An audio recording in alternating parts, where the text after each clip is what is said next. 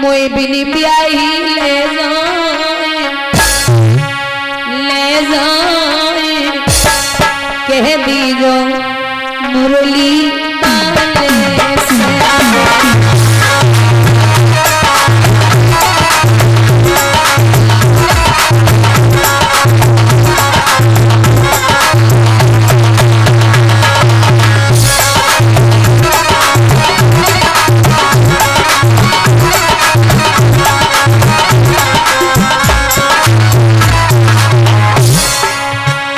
मेहरबानी की तू मतिए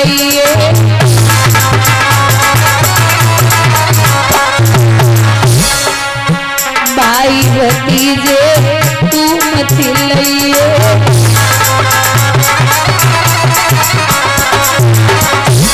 मत कननाली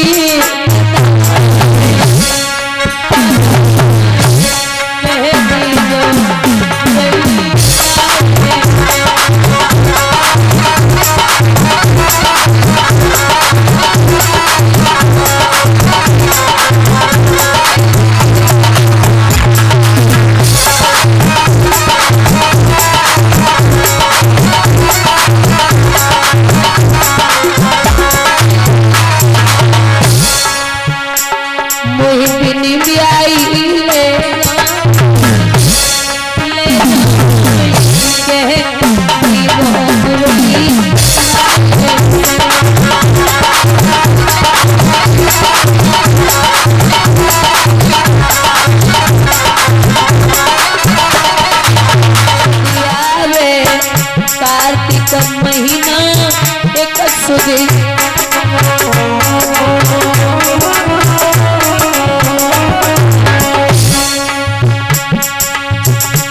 हमने खिलावे और तखत सुदे भैया किया है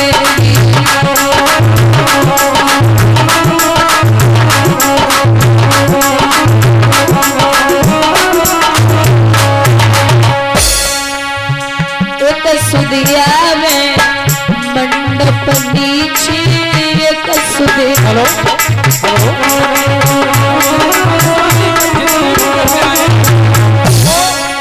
कोई दान कर रहे आगे आगे खड़ी हो जाए हम किन पे पीने बात सत सुदी भैया किया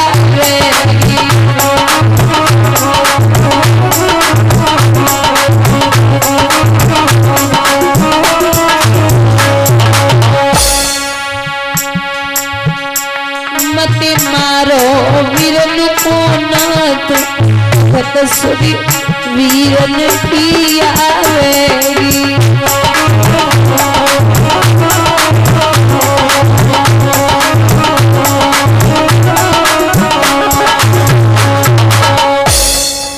भगवान ने छोड़ दिया प्रभु रुक्मिणी को लेकर के आए हैं द्वारिका नगरी में। बड़े विधि विधान के साथ में प्रभु का पहला विवाह रुक्मिणी जी के साथ में हुआ है। दूसरा विवाह सत्राजित यदुवंश में था। एक परम सुजान करता था वो नित्य प्रतिदिन सूर्य देव का ध्यान। बुजुर्गों ध्यान देना, एक सत्राजित नाम का यदुवंशी जिसने सूर्य देव का ध्यान करके एक मणि को पाया था जो रोज 8 बार सोना देते थे। सत्राजित ने विचार किया कि ये ऐसी मणि मुझे मिली है, ऐसे कोई देखने वाला है ही नहीं, अगर घर में पड़े रहेंगे तो कौन देखेगा। तो सत्राजित उस मणि को लेकर के भगवान कन्हैया की सभा के लिए चला। जब प्रभु की सभा के लिए चला तो आपस में यदुवंशी बातें करने लगे। हमें ये लगता है चंद्रमा आ रहे हैं, दूसरा बोला हमें लगता है सूर्य भगवान आ रहे हैं। आपस में बातें कर रहे तब तक सत्राजित उस मणि को अपने गले में धारण करके प्रवेश कर गया सभा में। इतनी चमकदार मणि थी जिससे चंद्रमा भी लज्जित हो जाए, लेकिन महाराज वो इतनी चमकदार मणि के आगे प्रभु ने जरा सा मुस्कुरा दिया और जैसे ही गोविंद मुस्कुराए उस मुस्कुराहट ने मणि को जुगनू बना दिया। अब यादव आपस में बातें करने लगे, बोले अगर ये मणि भगवान को मिल जाए तो बहुत अच्छा होगा। दूसरा यदुवंशी बोला, वो कहते हैं ना कि मोर नाचो कहाँ नाचो, जंगल में कान ना देखो, अपनी छत पे नाचो सबने देखो। अगर ये मणि भगवान को मिल जाए तो बहुत अच्छा होगा। सत्राजित समझ गए कि ये नहीं मानेंगे। प्रभु ने इशारा दिया कि अगर मन हो सत्राजित का तो ये मणि मुझे दे सकते हैं। सत्राजित वहां से चुपचाप मुस्कुरा करके निकले और अपने छोटे भैया प्रसेन को वो मणि पकड़ा दी। प्रसेन ने जवाब दिया, आप हमें लाइए, यदुवंशियों का दिमाग खराब हो चुका है। अरे वो कुछ चीज सोचते ही नहीं है कि क्या लेना और क्या देना है। आप भाई ये मणि मुझे दे दो। तो प्रसेन उस मणि को गले में धारण करके शिकार खेलने के लिए चला। पहुंचे जंगल में तो सिंह ने प्रसेन का वध कर दिया और उस मणि को दांतों तले दबा करके जामवंत की कुटिया से होकर के निकला। तो जामवंत ने उस सिंह का वध कर दिया और उस मणि को अपनी गुफा में रख लिया। महाराज 10-15 दिन है गए, जब प्रसेन लौट के नए आए तो प्रसेन की पत्नी ने विचार किया कि हमें ये लगता है कि हमारे पति अब लौटने वाले नहीं है। वो तो ये सोच रही है कि वो शिकार खेलने गए थे और वापस नहीं आए, लेकिन सत्राजित के मन में ये विचार आया कि हमें ये लगता है कि उस मणि की लालसा में भगवान कन्हैया ने हमारे भैया प्रसेन को वध करवा दिया। अब आप ये बताइए, सोचने वाली बात है, जब लोगों ने भगवान को कलंकित करने से नहीं छोड़ा तो हम और आपको भगवान की कृपा से लोग कैसे छोड़ सकते हैं। जब प्रभु पे लोगों ने उंगली उठा दी तो हम जैसे लोगों को भगवान, वो समाज कैसे छोड़ देगा।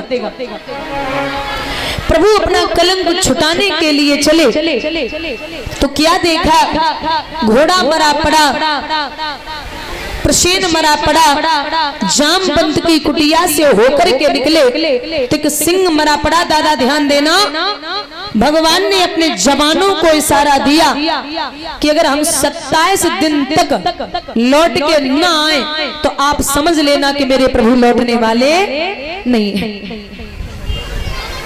जैसे ही अंदर कदम रखा तो अंदर था एक विशाल भवन जिसमें थी ललना पड़ी हुई और उस ललना के ही पलने में वो सुंदर मणि थी पड़ी हुई। कन्या एकाएक चीख पड़ी, कन्या की माँ भी रोने लगी। अब जामवंत और केशव में कछुआता पाई होने लगी। भगवान में और जामवंत में 27 दिन तक युद्ध चला। जब 28वें दिन घुटने जमीन पे आ गए तो समझ लिया कि मेरे भगवान ने अवतार ले लिया। क्योंकि बात है त्रेता युग की, जब रावण मारे गए तो जामवंत जी से श्री राम ने पूछा कि हे जामवंत जी, रावण तो मर गए, तुम्हारे हाथ में की खुजली मिटी या नहीं मिटी।